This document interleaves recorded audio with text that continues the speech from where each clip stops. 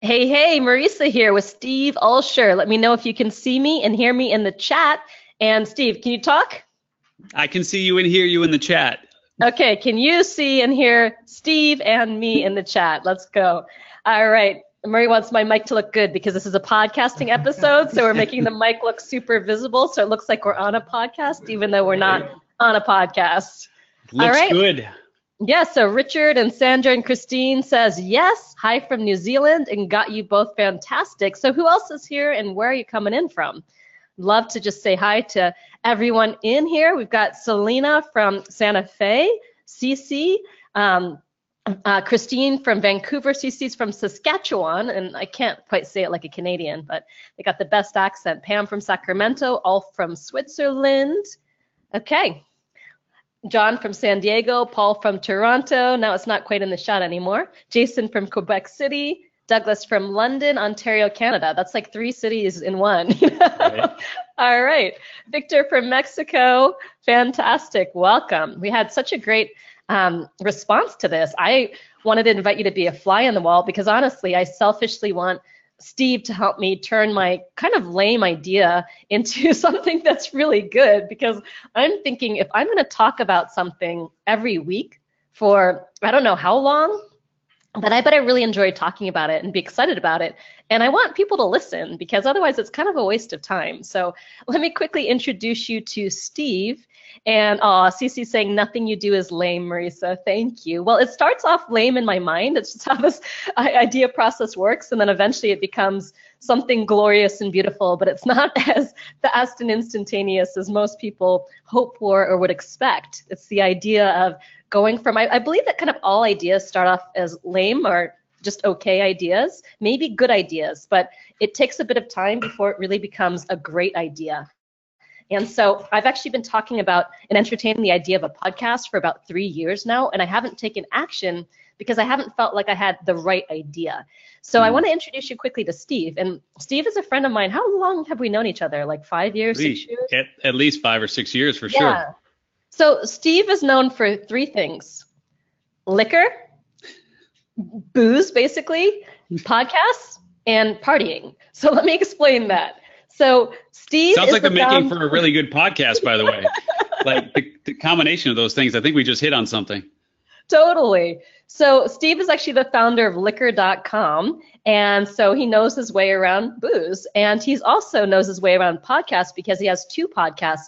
One is called Reinvention Radio, which I'll be on in like September of this year. I'm going to go down to San Diego, and the really cool thing about Reinvention Radio is he does it in person in like a real radio studio, like old school radio, right?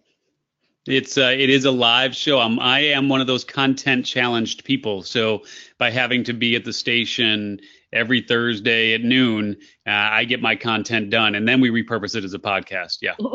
Very, very cool. And the other thing that's kind of cool is that every time I go to a mastermind or an event and Steve is there, and he's always there kind of lurking, he's the one who's trying to get everyone I'm a creeper. I'm a creeper now. Great. Thanks. Yeah, but you're the one who's trying to get people to go out partying till late hours and stuff. And you're always trying to go. Yes. So that's what I know Steve for. But seriously, he actually has some mad props. He's known as the world's foremost reinvention expert. He's famous for helping people and companies become really, really clear on their what, kind of the one thing that they were created to do. So he's got a practical, no-holds-barred approach to life and business that propels his clients towards achieving massive profitability while also cultivating a life of purpose, conviction, and contribution. So he's been an entrepreneur for 25 years. He's the chairman and founder of liquor.com, an online pioneer who launched CompuServe's electronic mall in 1993, New York Times best-selling author of What is Your What? Discover the One Amazing Thing You Were Born to Do, author of the Business Technology Book of the Year, founder of Internet Profits, the world's leading experts reveal how to profit online, and creator of the New Media Summit. And he's the host of the #1 rated radio show podcast, Reinvention Radio. He's an international keynote speaker and very in demand as a media guest who's appeared on CNN, the Huffington Post, the cover of Founder magazine, and a lot of other places. So it sounds like a couple people have watched your event last month and said it was super good. Very cool. Awesome. So here's my challenge. I've been thinking about just how are the different ways that I can both engage my existing tribe and grow a new tribe. And, I've been blogging for about 5 years, and that's great. And I get a lot of engagement on the blog. And also noticing that email rates, for me and for pretty much everyone are starting to go down. So if I'm relying on sending an email to send people to a blog, not everybody is going to see that. So I'm thinking about what are the other places that I can reach my tribe, but also grow my tribe. So I can have more people tuning in, following me, finding out about me, like our products and all of that. And so I've been considering podcast for a while, but it seems like unless you're in the top 10 or one of these really well-known podcasts, that it's hard to really find an audience. And what are your thoughts about that? And like, why should I consider using a podcast? Because it seems like also a pain in the butt. Like you got to record stuff every week and get it out there and do all this work. So is it worth it? What's the ROI? Well, let me say this, which is first and foremost, you're right in terms of what's going on in the world of what I would call push media, which is obviously traditional broadcast media like radio and television would fall under push media categories. But, for all intents and purposes, so does email marketing and so does social media marketing, right? Because reality is in that land of push, the recipient is not asking for what's there. They're getting it, right? And they can choose to go to a different channel. If they're listening to the radio, they didn't choose that song, they can go to a different channel. Email, they can delete it or open it. And social media, they can see that post or, move on to the next, whatever, right? But they're not choosing to get it. And so that whole world of push marketing, I'm not saying it's coming to an end by any stretch, but it certainly is less effective than it has ever been, especially since we're looking so much now at pull marketing as being the wave of the future, where people pull what they want, when they want it, and on their preferred device. And so if we compare and contrast podcasting to, say, email marketing, whereas, I don't know, what do you get? Do you hit double digits on your open rates right now for email marketing? Are you? Yeah, oftentimes we do, yeah. Mm-hmm. So once you get, if you've got a smaller list, you're probably still seeing 25%, somewhere in there, which means 75% of the people are still not opening your email. Once you get over 100,000 people, like our list is 120,000 people, or whatever it is at this point, we hit double digits. We're doing pretty good, right? Which means 90% of our people aren't opening emails. So compare that to podcasts, where that's a pull media, right? In terms of if somebody says, I'm going to listen to this episode, they're downloading it, they're listening to it. And reality is they're raising their hand to say they want it. So that to me is the equivalent of not only like a 100% open rate, but really like a 100% click-through rate, which is insane, right? So when you talk about what's going on and how do we stay ahead of that curve, I really do encourage you to think about the difference between push marketing and pull marketing. And we can literally just stop right there and have a discussion, we can further that conversation, because podcasting certainly falls under the category of pull, because the consumer is deciding what they want and when they want it and consuming that on their preferred device. So you talk about finding your audience. If somebody finds your podcast and they listen to it, that's your audience. That's interesting. I hadn't really thought of it like that, but I heard that it's really hard to get someone from listening to a podcast to, say, opting in for your email list or signing up for something, because they're here probably on their phone in the middle of LA traffic or whatever it happens to be, and they're listening and they're engaged, but then getting them to do something outside of listening is actually hard. Is that the case? And by the way, Ryan says, nice LYM pen. Are you using one of the Live Your Message pens? Baby. Oh, yeah. I didn't even mean to do a product placement there, but our merch just gets around, huh? Baby. So, all right. So just, in terms of how do you be an engaging, there's two sides of the mic, right? Obviously, if you don't want to start your own podcast, you don't have to. You can definitely take advantage of the medium simply by being a guest on shows for now, because this is what you wanted me to talk about with you. We're obviously talking about starting your own show, but just understand you can still take advantage of the medium without starting your own show, because, there's definitely a lot of work that's involved. But what you're really talking about is obviously being engaging and learning how to enroll people into your ecosystem. Because if there is a downside right now of the podcasting world, it's that the producers, if you will, the content creators, at least on the big platforms, there are some small platforms coming up where this is changing, but on the big platforms like iTunes or Stitcher or SoundCloud, Spotify even, you don't know who's listening, right? So someone can do that anonymously, which on one hand is great, and that's why the medium is continuing to grow as it's growing, because it is an anonymous medium where you can listen to whatever you want in your headphones and no one's the wiser. But how do you get people out of that mode of being sort of a passive listener into being an active prospect and potentially a raving fan and customer?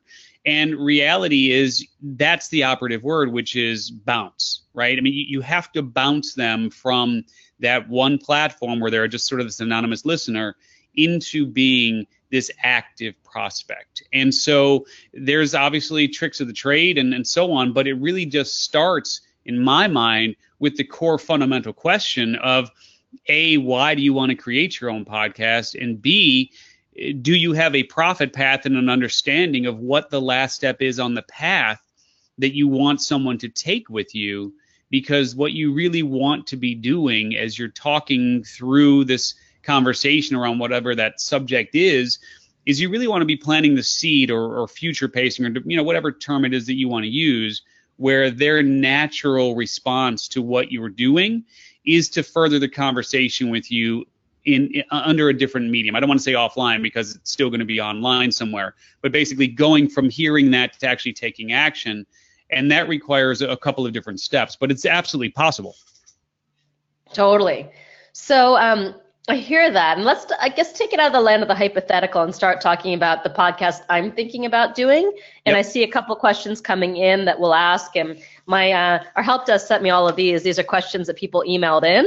So Sweet. I'll try to get to those as much as possible too at the end of this call. But let's get practical, because I'm a big fan of learning by example. And I know this is a challenge that I've been stuck on for a while. So I've had a bunch of different ideas for podcasts, and I'll tell you the most recent one, and then I'll kind of tell you some of the other ideas that I've had. So, when I'm thinking about a show, I'm like, well, what's going to be something that has enough of a hook to really have people say, okay, you've got to hear the show by Marisa Murgatroyd. It's about this. And then what they say when they say it's about this is so compelling that the other person's like, I got to go check it out. So, for example, I had multiple people say, oh, you got to go listen to how I built this. It's going to give you cojones as an entrepreneur, because you hear all the harrowing stories of how people almost lost it all and overcame it and took risks and then built these incredible companies. And so I heard that. I'm like, okay, yeah, I got to hear the inside scoop on all these entrepreneurs' journeys. And I went and I listened to it a few times, and it's been interesting, but I haven't listened to all that many podcasts. And I feel like a lot of people just create podcasts that are kind of just rambling about some topic that interests them, but what's going to keep someone coming back over and over again? Because this isn't a one-time curiosity. You want something that's interesting enough to have people come back over and over and over again. So that's kind of what I want to find. Go ahead. Yeah. So here's what I would say, and this is going to be the complete opposite of probably what anyone else will tell you, which is when you create a show, the only reason to create a show now, and you addressed this earlier, which is how do you break into that ascending spiral of popularity, right? Which is, the popular shows are shown, so new people who come into that world find those shows, they listen to those shows, they download those shows, that increases their popularity, so they stay in the rankings and they continue to ascend upwards. And more new people come in, they find these shows, they listen to these shows. So in other words, breaking that pattern of getting into that ascending spiral that the popular shows are in is really, really hard. So the point is, when you think about creating a show, don't think about creating a show that will compete with, the Tim Ferrisses or Gary Vaynerchuk's of the world, right? That's going to be something that is an effort and futility. You're not going to catch up. And I will tell you that there are a number of popular shows that if they were to launch those same shows today, they wouldn't have squat for an audience. But they started early enough that they have that ascending spiral working for them.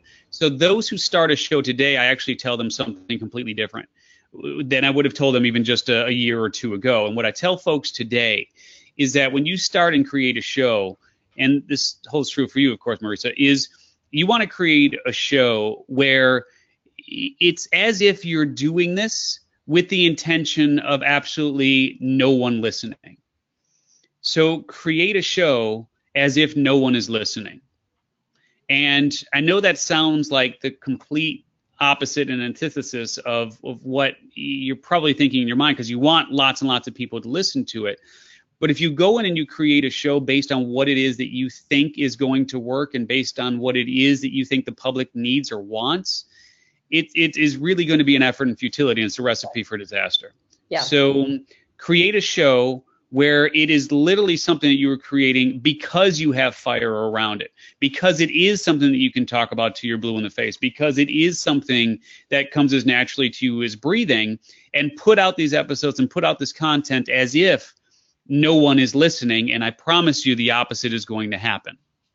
Well, believe me, that's why I haven't done it yet, because I wasn't excited about an idea, but I think I have an idea that I'm excited about, you know? And the other thing that I'm thinking about is I want to, multi-purpose this. So it's not just a podcast going out on the iTunes store, but it's something that we're streaming on Facebook Live, broadcasting. And I've created a broadcast network of about 120 of my top students and things who are ready to broadcast the content once I come out with it. But I haven't come out with it because there wasn't something that I was excited about yet.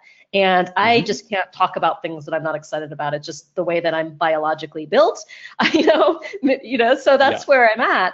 But just quickly, I want to get to my idea, but if I create something, and I'm thinking about the difference between creating an audio or video, because I want to stream on Facebook Live, then I'm thinking video, but then I get into the whole production values and it becomes a much bigger affair than just going in audio. But then if I have a video, I can repurpose, I can do all kinds of things with video and have other purposes and all of that. But what are your thoughts on audio or video? Well, let me say this, that it really depends on the format of the show, because there's what I've identified are 5 core formats for a show. One being sort of a soapbox type show, where it's just Marisa talking about a subject, whatever it is, it's the, Marisa's Minute, whatever it is, just you talking about something. That's what it is, right? That's the show. So it's boring fast. Maybe. I mean, I will say this, that short form content is absolutely where things are moving. And the average interview on a podcast is about 62 minutes. We do interview shows. Interview style is the second style of show.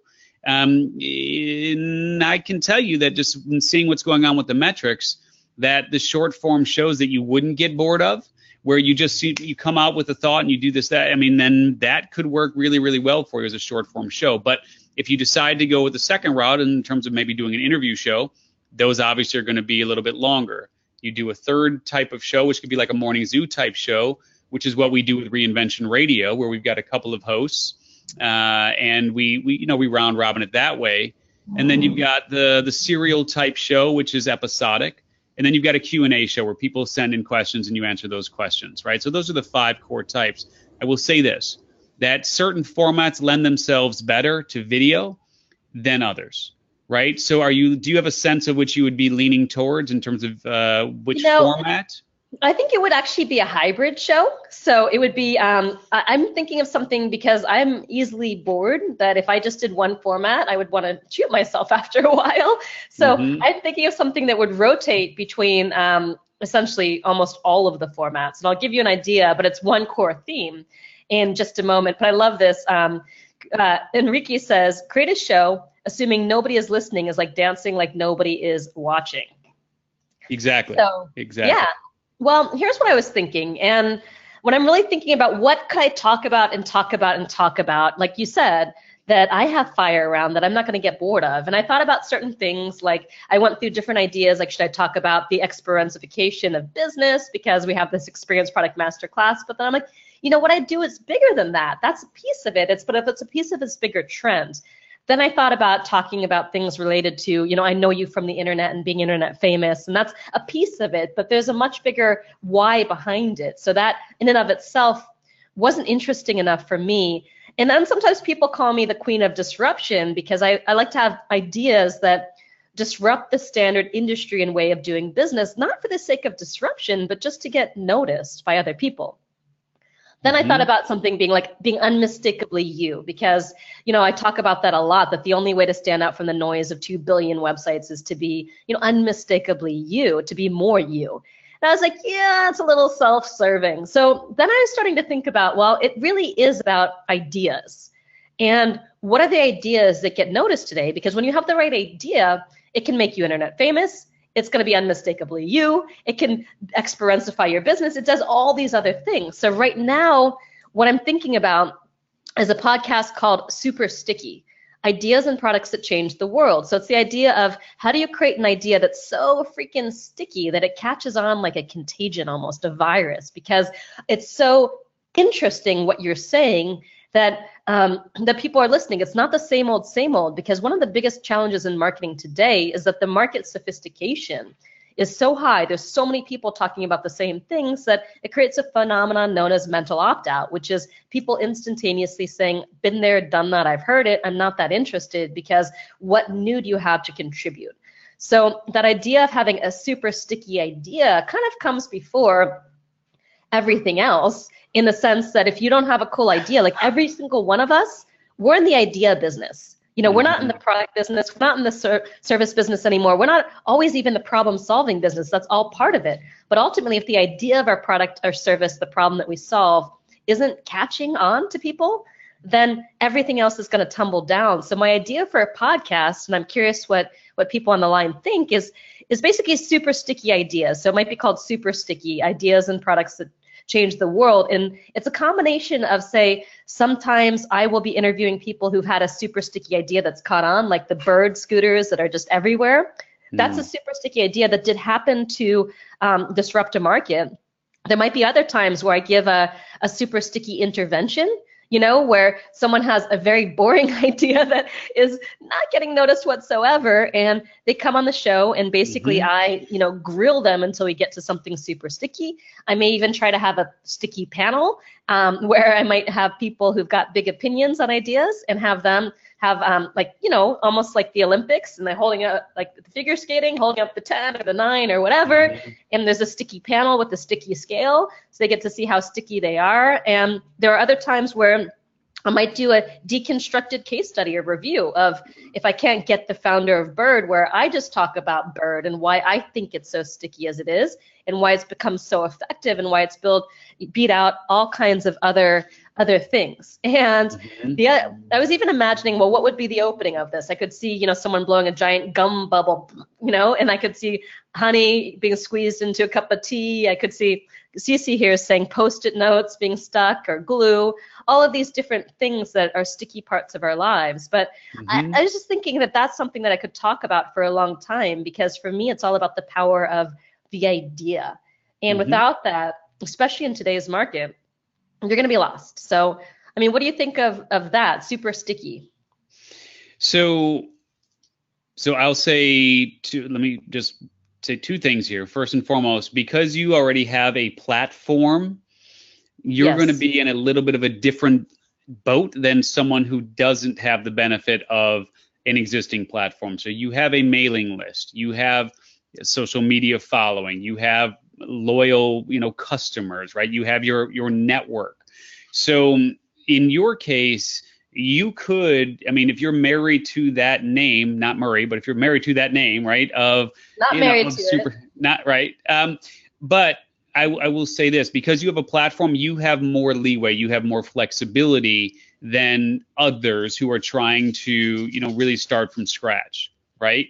So in your case, because you could tell the story around it, and you have access to people who have interesting ideas and interesting stories and so on, you could do this. You could create a show called Super Sticky. If you look at the podcast art, for most podcasts, I think it's probably going to have to be cut down a little bit in terms of the subtitle, but Super Sticky in and of itself, you could get away with that, because again, you could build an audience that would grow organically from that. Anyone else who doesn't have that, please. Okay, so would it be better if I called it super sticky ideas than just super sticky because it gives a little bit more sense of what it actually is? Well, I think about it from this standpoint, all right? So we talked about the ascending spiral and the shows that it will continue down the path of the ascending spiral. When you look at breaking into this world of finding an audience, how do you get discovered, right? So what we're really talking about is discoverability and search and Alexa and Google Home and all of these, devices where all of this new media is being broadcast from. And so the question is, and this is more of a question for the audience here today, as you guys are thinking potentially about doing a show, if you were looking for a show around what Marisa is talking about, would you throw in that term? Would you say that? Would you be searching for that? And the answer is probably not. Yeah, but is all the search juice in the name or is it also in the description? It's a combination of the two. I mean, if we're just simply, like if you're going to Alexa right now and you're saying, Alexa, play me a business podcast. One of the reasons why we named our next show the Best Business Podcast is because of discoverability, right? And because of the way that people search. And reality is people are going to be looking for, hey, what's one of the best business podcasts out there, right? Like these sort of search terms. And so, again, this is something to think about if you don't have an existing platform. This is something to think about when your reach is minimal, is what are people actually searching for and building a show around that. But there's a bigger question here, which really just boils down to, what is your profit path? Why are you doing the show? What are you hoping that people will do when they hear the show? You asked the question earlier of, I'm sitting here in LA traffic, I'm listening to the show. How do I take action? What do I do? I mean, those are the two fundamental questions you have to answer first, which is what is the core profit path and what action do you actually want people to take? Because this could light you up and this could just be something you do just because it's fun to sit down with the CEO of Bird or whatever it might be. I mean, this just literally could be something you do because it's fun. And there is the why behind it. For that. Yeah. Well, so I don't have time to do stuff just because it's fun. But here's a couple of notes from the tribe. Vanessa says, Richard says, love it. Marisa says, you're the queen of sticky. This is all great. Vanessa says, fun, but how to make your idea super sticky versus just hearing about super sticky ideas, because it could be a bright, shiny object playground or attract startups. But yeah, exactly. It's like you would learn from the examples for sure. It's not just about this is a cool sticky idea, but it's like what can you take away from it for sure. Cece says, what if the podcast was to do the grilling to bring people from stuck to sticky? Stuck to sticky is cute, but but I think if it were just grilling, that it wouldn't be, it wouldn't be enough because you'd want to hear something else. So let me just say this. So you probably recognize this person, right? Yes. Yeah, and then for those who are just listening on the audio, I've got Marisa's Mastery pamphlet right here, right? So I mean, to me, that's probably the last step on the path that you want someone to take with you, right? Or is there another? That's the end of the customer journey. As you know, I believe in the customer journey. So the beginning of the customer journey, to go back to the profit path, and I'm just going to go through these last little names here first. Yeah. Aubrey says, what's the benefit of the listener specifically in the name? I don't necessarily believe that all names have to have benefits. I think names can be evocative. I mean, I think that's why a subtitle needs to have a benefit if it's not in the name, or if it's in the name, then you can be more expressive in the benefit. But all of like Seth Godin's book or Purple Cow or something, it's something that creates intrigue, and then you get into it. So Dennis says, ideas are everywhere. People need to understand execution. How can you blend both? It's interesting, though. I think a lot of people just start to jump into action, and if the idea is not strong, it's like the difference between creating a Hollywood film on a bad script versus a beautiful script. You could do all the execution and throw $100 million at a bad script, and you still would not have a good film. So obviously, I don't think you can do everything with a particular idea. And also when it comes to execution, that's where a lot of our products come in.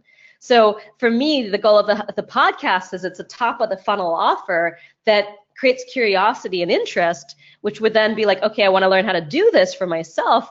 That's where the, our products and stuff would come in. So let's see. I see Ryan says, super sticky sounds a little raunchy, which could be used to your benefit because people would be like, what is this about? but could be deterred by what your content actually is. However, the idea is good, but needs a better title to reflect your idea. So, but I also don't want one of those boring titles like Best Business Podcast. I'm sorry, but I think that's lame. And it's like a pure search engine play. And for instance, you can lead the whole exact match EMD, exact match domain name, a URL that has your exact keyword in it. And it used to be really common. But there's a difference between a brand and a search engine tactic. So for me, a brand is something that creates meaning over time. Yep. And that's going to be where a lot of the value gets built, but it's not necessarily like the instantaneous recognition. But like you said, if you're just starting out, then it might be different. Ideas that stick, that's nice too. She just wrote idea stick. I changed it to ideas that stick. But I do want to make it clear that it's business. You could go into super sticky businesses too, as well.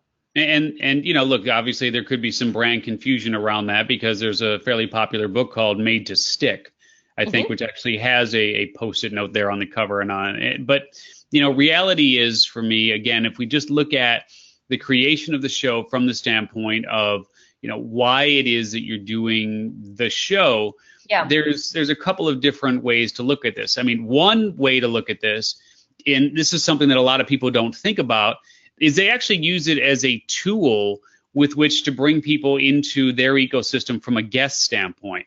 Because a lot of people don't look at their guests as potential clients. And so if the last step on your path, is the Blue Sky Mastery and you want to get more people into that program, you could actually look at it from the standpoint of bringing in guests who are ideal candidates for that program, right? So again, it's the why behind it. Like the Best Business Podcast, part of the reason why we do it and the tag on it, it's all about starting, scaling, and exiting. So start, scale, exit. But the parameters of who we have on the show, we only have people on the show who have either exited for more than $10 million or are currently running a $10 million plus business. So why do we do it that way? We do it that way because those guests that we have on the show are ideal candidates for our mastermind of really high level people at $100,000 a year, right? Yeah. So those people are the ideal candidates to be in that mastermind, right? So it's something to think about as you go into this, which is, am I looking at it from the standpoint of monetizing the audience, or am I looking at it from the standpoint of just credibility and authority, or, am I looking at it from the standpoint of monetizing the guests, right? I want all of it. All of it. Right, so, which is tough to do. Yeah, well, I guess what I'm thinking about is, for example, we have a branding agency and we work with people who are primarily kind of 7, 8, and some 9-figure entrepreneurs. So I think that our guests potentially could be candidates for our branding agency because a lot of the people that we serve are thought leaders and people who have innovative ideas and products that are changing the world. So in a way, those guests, which I never even thought of, could be a great candidates for our branding agency. Now, in terms of the audience, I think the audience, because we have a lot of people in our audience who are emerging entrepreneurs who maybe are thinking of getting started or have already gotten started and not where they want to be. So I'm wondering if maybe for that audience, like they're thinking, well, I want an idea or I want a business that's sticky like this, like ultimately. And then, we're building a new evergreen funnel around our Start With You product, which is how to build the business you're meant to build.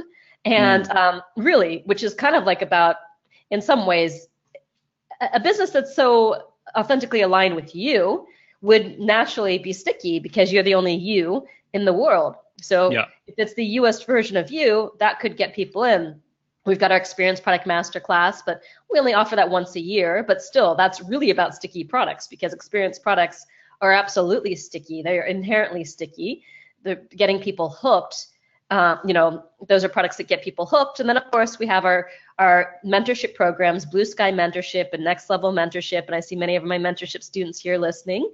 Yeah. And those right now, we only do one enrollment cycle per year. But in the future, we want to create something where people could enter more than once per year. So potentially that would be really how do you get an idea off the ground and actually do the execution, turn it into form. So we have a lot of places for people to ultimately go when they enter our ecosystem. So I would love to be driving leads into the business, and maybe we have an opt-in gift that kind of goes into one of these Start With You or whatever it happens to be, so we get people into our world. Yeah. And honestly, the word that comes to mind, and you said this earlier, but you said it in a little bit of a different way. And, ultimately, I think super sticky can be really good, your $1 million idea, something like that. But the more I hear you talk here, the more I really think it boils down to one particular word, which is just a variation of a word you've already used. The idea of a show that's called Unmistakable could be pretty cool. It's pretty fun, because then you could talk about the people and the businesses and so on that do X, Y, Z, right? So just, a simple one word something. And that seems to be, because that's who you are. you create unmistakable brands, you create unmistakable products, programs, and services, you create unmistakable people, right? So I don't know, that's the word that came to mind as I've been listening to you talk more and more here. It's another way of saying that one does go in a little bit better to the it goes a little bit better into Start With You. And I know that one of the ideas that I had was Unmistakable You as one of the ideas earlier on. So I played with, like I said, Disrupt This, Unmistakable You, Super Sticky, Not Your Grandma's Podcast. It's just like all these different ideas, right? But that's a good one too. So because it feeds really well into, because again, when you design your profit path and the way that you've designed it here, so here's going to be the natural outcome. People are going to hear the show, and the natural conversation that's going to be going on in their head is, how do I create my own unmistakable idea? How do I create my own irreplaceable brand? How do I tap into what makes me unique and puts fire in my soul, right? So these are all the questions that they're going to be having. And then if you say, here is the resource that helps you figure out those answers, that's how you bounce them from being passive listeners into being active prospects and customers. I like it. I think it matches the Start With You brand at the top of our funnel a little bit better. And it gives you flexibility too. Right. Yeah. If it's just, because then unmistakable, like you could talk to just someone who's doing amazing, interesting things, and you can talk to small business owners, and you can talk to enterprise level companies. Right. So I think it gives you a lot of flexibility. Not that Super Sticky doesn't, but I just think, again, the more I hear you talk about what your profit path is, this feeds pretty well into that. And the tagline, the subtitle, whatever, I think it gives you flexibility around that as well. I like it. It's interesting. Richard writes here, Aubrey says, nice, Steve. Richard says, unmistakable is about me. Sticky is determined by customers. And Anya says, unforgettable, and you have a built-in theme song. Right. Yeah. So lots of good ideas. Obviously, there's not a right or wrong answer to any of this. But at the end of the day, I do believe that in just knowing how busy you are and knowing how your goal is, of course, to always serve at the highest level possible. This to me seems like a really good combination of both of those initiatives. Cool. So I see Dennis writes unmistakable as a winner. So I'm curious, please write in the chat, unmistakable or super sticky. I'd love to see the votes here and see what y'all like. And because you're my audience, you're my tribe. So what you respond to better, and and then we'll see. I'd love to just get a sense, and if you can all invite you all to vote, it would just help me a lot to know where you stand. And you can actually do a poll. I think you can do a poll on GTW on GoToWebinar here. Well, let's be on my GoToWebinar skills. All right. Yeah. I could try to find it out. No worries. No worries. So, again, it's the title, to be honest, is almost irrelevant when you come right down to it. Because the only reason to have a title that you feel is like so much better, like if it came back 50-50, the title in and of itself, it doesn't necessarily matter. It's really what you do with the show and how you leverage the power of the medium. That's what it boils down to. And so because neither of those are going to be search terms, people are not going to be searching for a show called Super Sticky. They're not going to be searching for a show called Unmistakable. I mean, obviously, I'd love to hear, the feedback.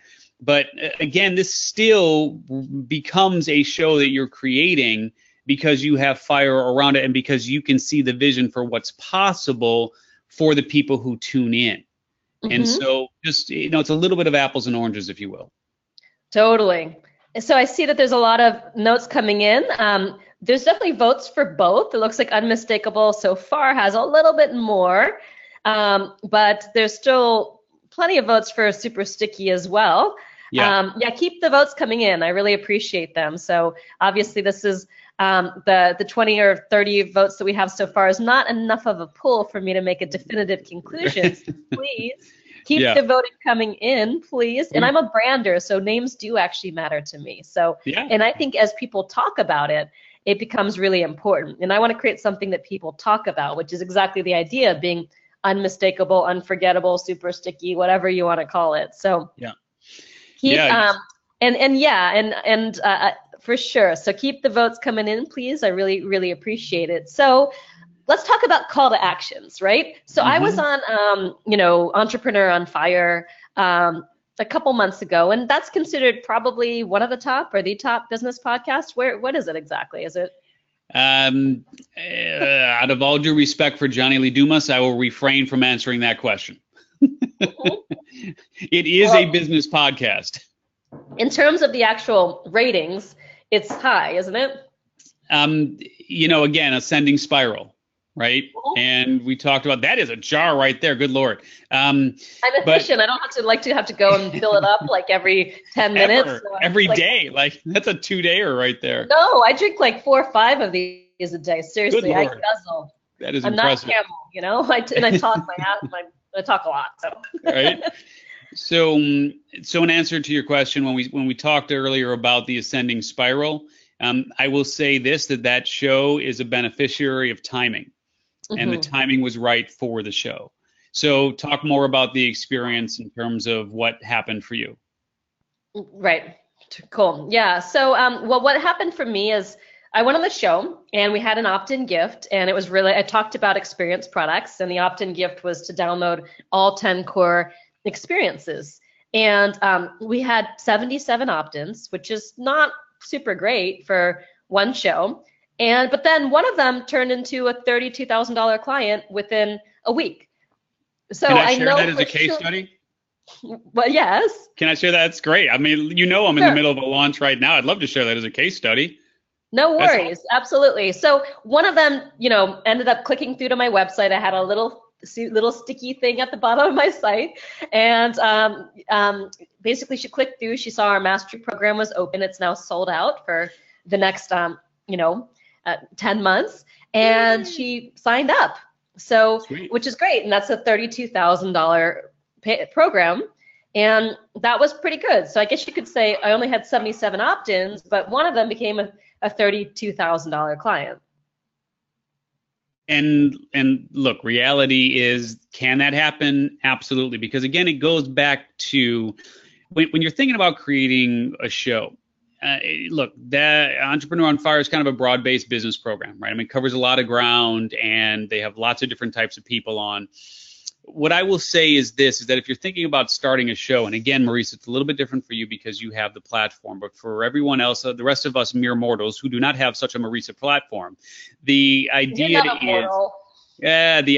is, I think that you really do have to think about tapping into a specific niche. The fact of the matter that you had that level of exposure on a show that has, decent reach for sure, and had 72 opt-ins, it speaks to the power of niche, and the reason why the podcasting community and the podcasting medium will continue to grow is because it will continue to niche.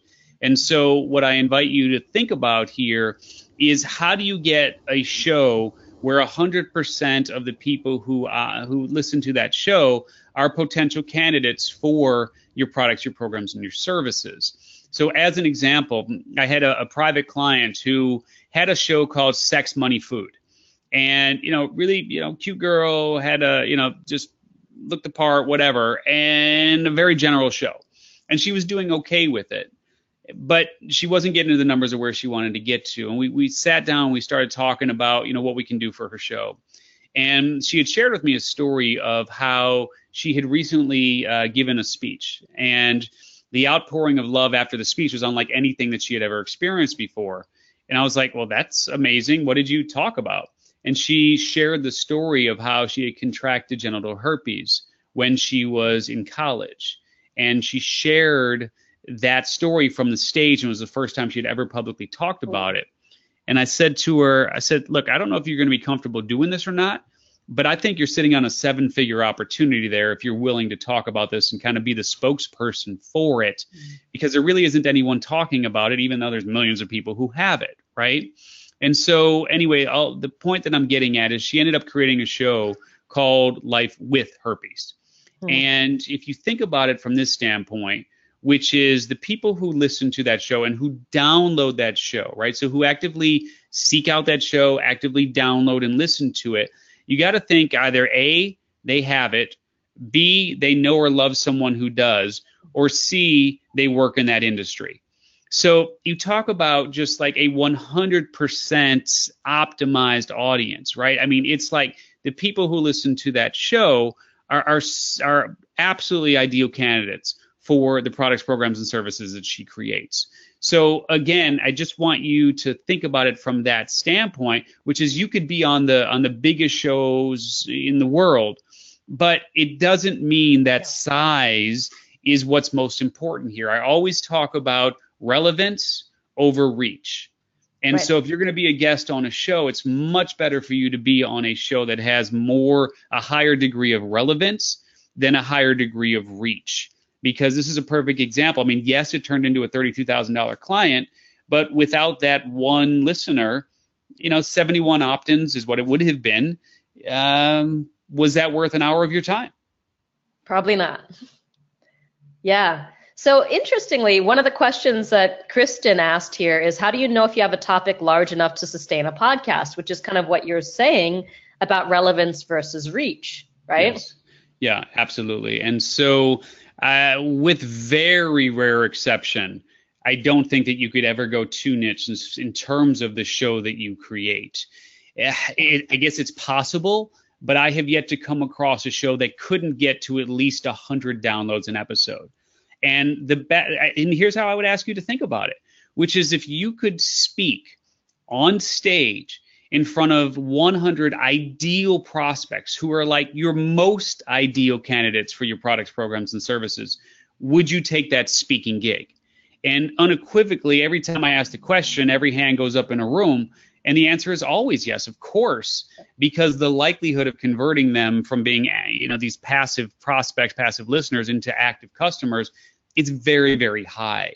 And so I think look, it's possible, but I'd be hard pressed to find a show that would be too niche to find an audience. Very interesting. So talk more, because like you said, you can be, it's not in front of the mic, behind the mic, that's the camera. You can be on either sides of the mic. There you go. That's what you said. Yeah. Yes. So you can either start your own show, which is kind of a pain in the butt, but you can do it, or you could kind of leverage other people's shows. And I just dropped in a resource here because you have this awesome guide of podcasters and all these like 600 or so podcasts that you can actually try to guest to. So once you identify them, you can kind of reach out and try to get on the show as a guest. But how do you even go about that? How do you pick the right shows? How do you convince them to feature little old you on that show? How does that work? Yeah. So, well, thank you for sharing that. I mean, what you're talking about is the ultimate directory of podcasters. And it's here. I just dropped it in the chat. So if you wanna grab that, it's just right there in the chat. Mm-hmm. Sweet. And it's 670 of the world's top podcasters. I'm going to give you their photo and their show description, their show URL, even their email address. So we've done all of the work for you. And those are going to be the shows that are at the top of their respective categories. But what I will say is that if you want to get booked on shows, I mean, the first thing that you really need to have clarity on is your topic of influence. And that's the 1, 2, 3, or 4 word description that really encapsulates who you are and what you do and allows you to use that basically as a search term that you can plug into Google or you can plug into Stitcher or SoundCloud or iTunes, etc. And that will then give you the shows. So if you plug that in, your topic of influence, that will then give you a list of shows that are already talking about your topic of influence. And that's really where you want to start. I mean, the podcast in the directory, those obviously would be great shows to appear on. But what I can tell you is that we spend the first 4 pages of the directory telling you not to reach out and contact any of these people, because the podcasting community, I mean, it's pretty small. And if you're just reaching out cold to people, they're going to see that as spam, right? And so you got to do your homework, you got to do your research, but more importantly, you really got to cut your teeth on smaller shows. And you got to learn how to talk in sound bites. You got to learn how to be an engaging and an enrolling guest. You have to learn what to do with the visibility that you're inevitably going to create, because you will create visibility no matter what size of the show is that you're on. So I would highly suggest starting with your topic of influence, again, articulating in 1, 2, 3, or 4 words who you are and what you do and really what you stand for. So Steve, what's your topic of influence? Mine is reinvention. So I am known as America's reinvention expert. So it would just boil down to reinvention. So that's my moniker. So if I took the word reinvention and I popped it into the search box on iTunes for podcasts, I'm going to see all the shows that are talking about reinvention in one form or another. And the next step, of course, would be to listen to some of those shows, right? Because some of those shows, remember we talked about the different formats at the top of the hour here, not all of those shows are interview shows. If you're pitching a show to be on and they don't even do interviews, kind of makes you look dumb, Yep. And that's one of those ways that you can burn those bridges. But listen to the shows, decide if you actually like the host. I mean, Reinvention Radio, we can get a little caustic. I mean, we have fun, but my style may not be for you. You may find that, I'm just not your cup of tea.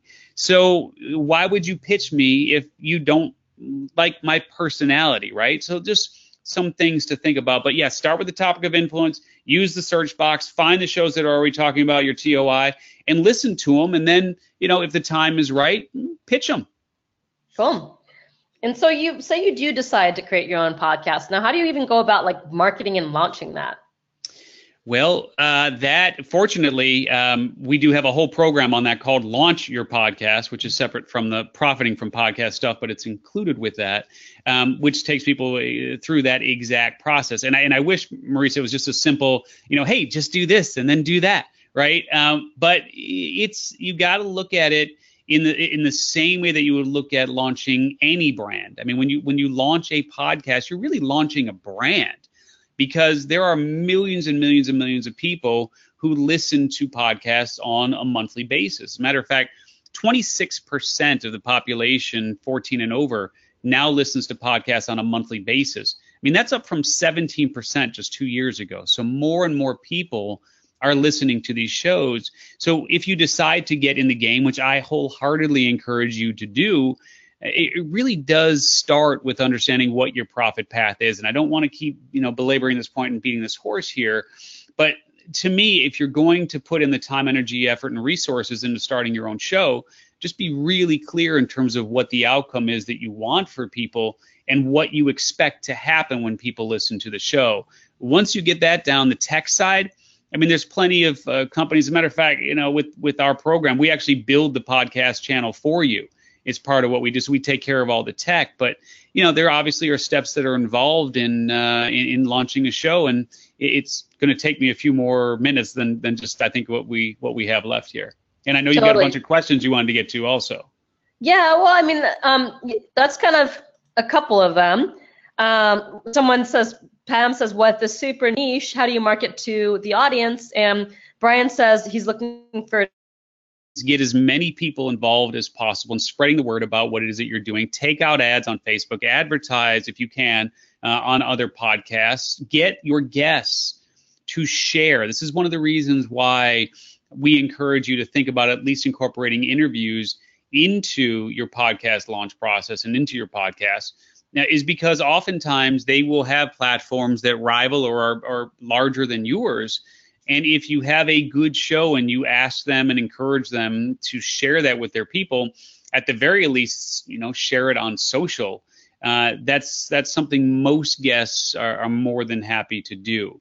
But reality is you've got to talk about it till you're blue in the face. If you're not posting about your podcast somewhere every single day, well, then you're not really marketing it. You're just kind of doing, I guess what we might call hope marketing. You're putting it out there and you're hoping people will listen to it. You got to be active. You got to be really proactive about promoting it. And there's lots of different tools that you can use to do that. But I think at the end of the day here, most people who launch shows just kind of have that if I build it, they will come mentality. And it just doesn't happen that way. Totally. So Elaine's wanting to know, will podcasts benefit e-commerce and selling physical products too? If you create a relevant show, it can, right? So like, for instance, if like Orvis. So think about Orvis. So Orvis is, the outdoor company, right? And they have an incredibly popular show where mostly they talk about fly fishing. And I don't know what in the world they do on that show because I'm not a fly fisherman, but I can't imagine how exciting it would be to be like, okay, ready? Cast. All right, bring it back in. Like, I don't know what they would talk about on that show. I mean, I have no clue, but I will tell you this, that if they talk about products, so they use it from an e-commerce standpoint, and they talk about, think about the people that are listening to the podcast, right? I mean, these are people who have raised their hand to say, I am an outdoors person, I love fly fishing, all of these criteria. So they're already raising their hand. So if Orvis turns around and says, hey, we've got a special for our podcast listeners only who use, the promo code podcast when you go to orvis.com, you can get 5 lures for free when you buy this pole. I don't know. I mean, right? The answer is absolutely. Because again, if the show is focused on what it is that you sell, either directly or subtly or indirectly, but has a focus on what it is that you sell, you can move people absolutely to buy those products for sure. Totally. So just a couple more questions here because we only have about 3 minutes left. So I'm curious. First one, someone's asking if they have I've got some crazy shadows here. All right, that's from the other window too. So I'm going to try to move over here. And if they have an accent, a foreign accent, is it a good idea for them to do a podcast? Well, A, I would never let that deter you from doing a show. But B, if you have an accent, it means you probably speak another language fluently. And I would say if you're not doing 2 shows, one in English and one in whatever that native language is for you, you're missing a huge opportunity. Totally. So there's a lot of other questions here that I'm not going to get to, but I think many of them we kind of covered it through our main conversation here. But this is a great one to end on from Jason, which is, what's something that you wish you would have known when you started with podcasts? So what I wish I would have known when I started with podcasts is that there's a long tail to it. And you have to look at this from the standpoint of the odds are really good that you're not going to see the numbers that you want out of the gate. You're probably not going to see them for the first 3 months, 6 months, or a year. And there is an actual term called pod fade, where 90% of those who start shows stop after 9 episodes because they don't get the results that they want. So what I wish that I had known when I had started was that this is a long tail game. And fortunately, I've stayed in the game, but I could have been kinder to myself during the early stages on that because, unless you've got a database of 10 million people and you can blast it out, 100 times a month, you're going to be hard pressed to get to the numbers that really move the needle for you. Totally. I hear you on that. So the idea is if you do decide to go in and start a podcast, to stick with it and not expect that within 3 months, even within 6 months, that you're going to have this flood of new traffic and visitors to your website or interest in your products, that it may take quite a bit longer to ramp up. But how do you know when to stick with it or be like, abandon ship, this is not happening whatsoever? Right. And that's it, right? I mean, that's exactly why we talked about if you do a podcast, if you create your own, broadcast as if no one's listening and do it because you find immense joy in doing it. And it allows you to connect. I mean, there's a million reasons to do a podcast, not the least of which is being able to connect with amazing people. Right. Yeah. And so just having a platform to be able to invite someone and, extend that invitation to come and join you on a show. I can't even begin to tell you how powerful that is. Totally, and to focus on relevancy more than reach. So yeah, and if I know I have this link here, liveyourmessage.com/Steve. So Steve put together this pretty awesome resource of 670 something, an ultimate guide basically of podcasters who have shows that you could reach out to and potentially try to get onto their podcast and get started, like you said, with smaller shows that are in your topic, and then go to bigger shows and just start expanding your reach through other people's podcasts, whether you want to create your own podcast or profit from other people's podcasts, that you can kind of do either. So just go to liveyourmessage.com/Steve, and you can grab that resource. And anything else you want to share, Steve? I will say this, which is there are literally thousands of shows, tens of thousands of shows, and we are all looking for guests just like you. And reality is you don't have to be famous to get booked. We actually prefer having folks on our shows that people haven't heard of. As a matter of fact, we take great pride in bringing new stories to our audience, stories of people that they've never heard of before. And reality is, you know Tim Ferriss, you know Gary, you know Seth, you know Ariana, like we know what they stand for. We know who they are. We don't need to hear from those folks anymore, right? I mean, it's like, okay, you had your 15 days of fame, like let it go, right? But we don't know your story, and we haven't heard from you. So don't take yourself out of the game before you even get started. Believe me, there are thousands of shows who are all looking for guests exactly like you right now. Very, very cool. Well, I'm really glad that I had a chance to talk through my ideas with you, and I really appreciate everyone who voted for what you thought about my idea. And I've got a lot to think about, because I know this is a big step, and I'm not going to just start doing it willy-nilly, because I really want it to be something that I am going to be proud of, and that is going to be exciting for all of you as well. So thank you so much for your advice and feedback on my idea, and also just some of my concerns and reservations about podcasts, really answering them and showing me a potential path forward and what to do with some of these thoughts that I've been noodling on for a bit. So thank you all for coming out. Go out there, live your message, and go to liveyourmessage.com/Steve if you want to get his ultimate directory of podcasters. I think it's not going to be up forever, so you would probably want to go grab it today if you're interested in that. Yep, sounds good. Yeah, just we're only going to have it up for, I don't know, I got to check the calendar. I don't even know what day it is. I've been running around on this launch here, which I'm sure you can appreciate. But yeah, it's after that it'll sell for $297, so you might as well grab it for free now. Awesome. Okay. Well, thank you so much, and thanks for coming out. And it was really fun. Pam says, so enlightening. Thanks for sharing. Melissa says, thank you. Great message. And lots of other thank yous coming in. You're welcome. Thanks for spending the hour with us. This was fun. And my whole thing is, if I've got an idea, I might as well share it publicly, because I'm much more likely to do something about it if I share it publicly than if I declared it. Yes, I shared it. Oh no, that means I got to do something. No, that's a good thing. All right, well, thanks. Take care. Bye. Thanks, Marisa. Bye. Thank you.